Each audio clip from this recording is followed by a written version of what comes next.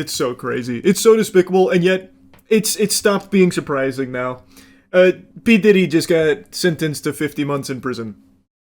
Yeah, he got 4 years in the slammer. That's it. Basically, the Jeffrey Epstein of the music industry gets away with a slap on the wrist. I mean, they're probably going to be supplying him with baby oil in the cell at this point. He just got 50 months in prison.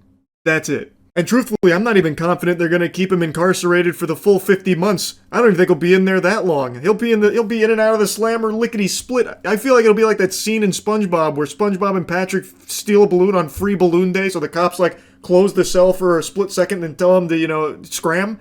That's what I think's going to happen with P. Diddy here. This is just abhorrent. 50 months for the diddler. We gotta start, looking into the judge here for a second to see if he got invited to the next freak-off when he's, let loose.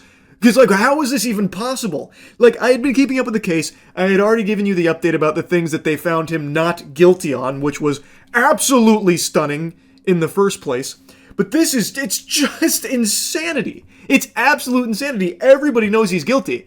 There are decades of evidence, mountains of evidence about all of his crimes.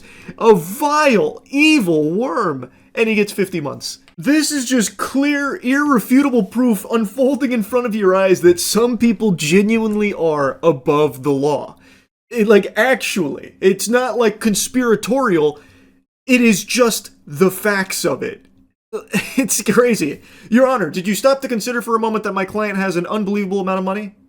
Okay, just take that into consideration. I'm not gonna bother going into, the particulars here about where apparently P. Diddy was so broken about, the 4 years he has to spend in prison, or the strong face the judge put on there for a second while shaking his finger, waggling his little digit here about, justice and all the sick shit that Diddy did. Because it's all just fucking performative. It's not real.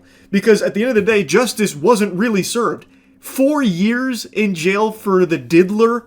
The fucking baby oil behemoth? That's unhinged. That's just so twisted. But that's the times we're living in. It is crazy the times we're living in. I also just saw today fucking Benjamin Netanyahu just openly stating in front of the whole world his plans on brainwashing because so many people are turning on Israel.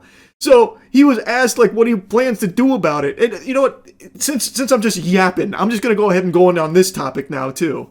I guess I'm curious about what's another game plan if we lose evangelical support for the state of Israel. What's our backup plan to be strong, outside of the diaspora?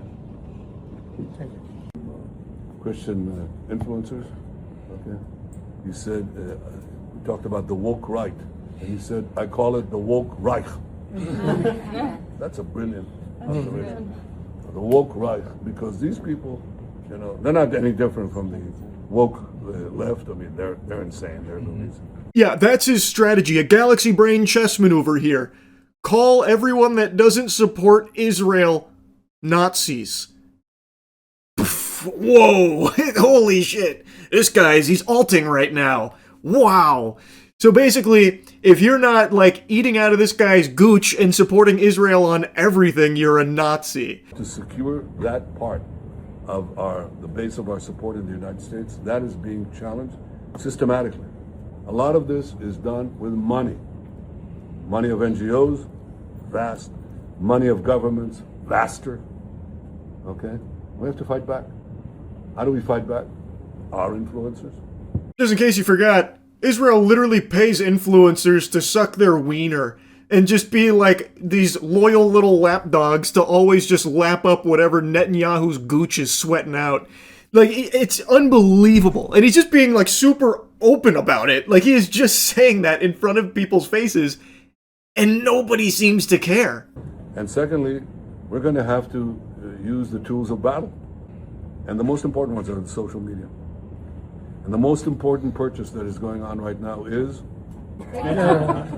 TikTok. TikTok, number one. And I hope it goes through because it can be consequential. And the other one, what's the other one that's most important? X. Exactly. Very good. And, so we have to talk to Elon. He's not an enemy. He's a friend. We should talk to him. Now, if we can get those two things, we get a lot, and I could go on other things, but that's not the point right now. Spoiler warning for those without thinking caps on. Censorship. He's talking about censorship. Damn to free speech. Benjamin Netanyahu's got other ideas. It's something he's talked about plenty in the past. He's not exactly shy with it. He's very loosey-goosey with the censorship topic, and he's talking about it again. He recognizes how everyone sharing videos and information about the atrocities and all the slaughter of the Palestinians at the hands of the IDF is making people turn on Israel. So now genocidal freak is going up to Elon Musk. Oh, Mr. Musk, can we do something about, like, all these pesky voices sharing all of this? It's censorship. Super weird, by the way, how a foreign nation seems to have so much pull over things happening in our homeland. Why can Netanyahu come out with his full ass on display, talking about, like, how algorithms on the platforms here need to cater to him, and also he should be talking to Elon about Twitter so they can do something together in regards to, like, the people not liking Israel anymore and what they're having access to. Why is that? Like, that shouldn't be allowed, right? Like, what the fuck? This guy gets to come in and, like, completely wash our fucking freedom of speech in order to fit his censorship agenda? Cool. How about no, goober? Like, come on. This should be an outrage to everybody, but it's not. It's just not. And that's just the signs of the times that we're in. Like, I made a video the other day about Ted Cruz with his slip-up where he said to stop attacking pedophiles. Senator Booker also said we should have bipartisan agreement. I think that's a great idea. We should have bipartisan agreement. How about we all come together and say, let's stop murders? How about we all come together and say, let's stop rape? How about we all come together and say, let's stop attacking pedophiles? I want you to look at what happened when the National Guard went to D.C. Quite the Freudian slip. And as I said, there's no way he meant to say that. But he never corrects it or anything. No one points it out. And what he's talking about didn't pertain to pedophiles at all. His crime statistics were robbery, homicide, and rape. 2 out of 3 of those he covered previously. The last one, robbery, that doesn't relate to stopping attacking pedophiles. Like, those two don't connect. You can't put the square piece into the circle hole on that one. And I saw people saying that it was intellectually dishonest to paint it as anything other than just like an embarrassing flub. Which is fair enough, I suppose, because I'm not trying to make the claim that this is him fully admitting to things and he's going full mask off. Ted Cruz did, notably, reject the release of the Epstein files. Like, from all available information, it seems he has been against the release of the Epstein files, judging from his votes in regards to it. So I did pose that, here's a little food for thought.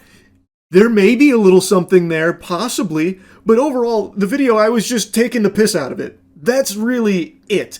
But that was somehow incendiary and made people mad about, like, oh, to portray him clearly having a flub there with his words is absurd. And I just don't understand how we've reached this point where you can't even, like, point out the absurdity of something so fucking preposterous like a politician saying, stop attacking pedophiles. It's crazy to me. But I saw people putting words in his mouth saying what he meant to say, stop defending pedophiles. But again, that doesn't fit with what he's actually talking about here in the full context of what's going on.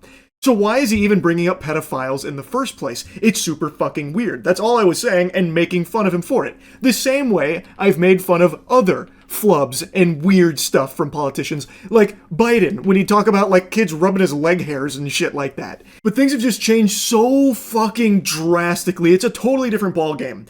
But I'm gonna harp on Ted Cruz for a moment, because I just don't understand the glaze. I don't know how he has fucking hog riders. I do not get the Tedophiles that will defend him tooth and nail, when he himself has said that the reason he got into Congress 13 years ago is to defend the interests of Israel. I came into Congress 13 years ago with the stated intention of being the leading defender of Israel in the United States Senate. Great. And I've worked every day to do that.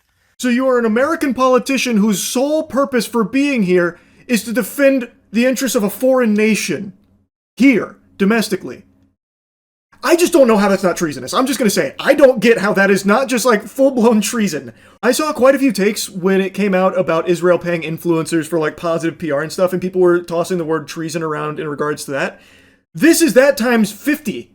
I don't know how this one gets a pass. I don't get how that gets a pass. He is supposed to represent the state of Texas. You would think as an American politician, you would be prioritizing the interests of the nation that you're representing. But instead, he is openly saying that he got into this for the sole reason of supporting a foreign nation here.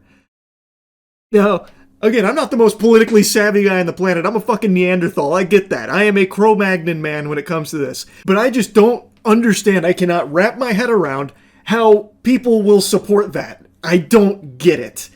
It doesn't make sense to me. He's also never there anytime Texas needs him, like in the event of like tragedies and shit, like with the flood, the freeze from quite a few years back. He always seems to be on vacation. Like, it's just, it's... I'll stop harping on Ted Cruz in particular. I'm just fucking blabbering here. It's 4 a.m. Obviously, it's another insomnia-fueled evening, so I can't help but just blabber. But my God, it's just crazy the times we're living in. Anyway, that's really about it. So, yeah.